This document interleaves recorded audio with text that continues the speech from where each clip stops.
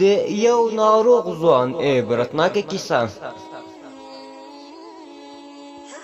که چیرې امتحان وي نو ماته صبر راکړئ. د مرګ په فکر کې شوم، په الله تعالی قسم خورم چې دردونه مې لکه چې اوښتي وو، د بدن ځواک مې ټول له لاسه ورکړی وو او په دې فکر کې وم چې سبا به د قبر خاورې راباندې انبارېږي او بدن به مې د قبر د چینجانو خوراک شي.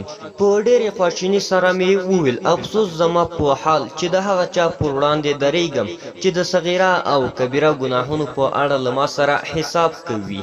هغه ورځ چې د ګناهګارانو پښې ښویېږي او حسرت یې ډېر وي، خوندونه یې داسې هېرېږي چې ګویا مخکې یې هېڅکله ښه ورځ نه ده لیدلې.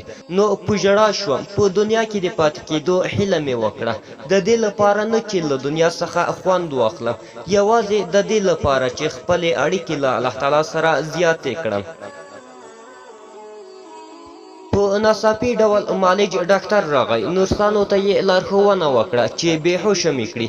د سر پوستکی یې لرې کړ او کوپړه یې رابهر کړه. له دې وروسته د سر پوستکی مې پرته له کوپړې په خپل ځای کېښود. کله چې په هوش راغلم نو داسې احساس مې وکړ چې سر مې نرم شوی دی. ومې ویل هډوکي یې چیرې؟ ډاکټر په ډېرې سړې سینې سره وویل هډوکي دې دلته ږده تر څو میکروبونه یې له منځه لاړ شي. 6 میاشتې وروسته بیا راشه چې درته ځای پر ځای یې کړو. مخکې له سرطانه بې پروا وم، یوازې د دنیا په ژوند کې بوخت وم او مرګ مې هېر کړی و.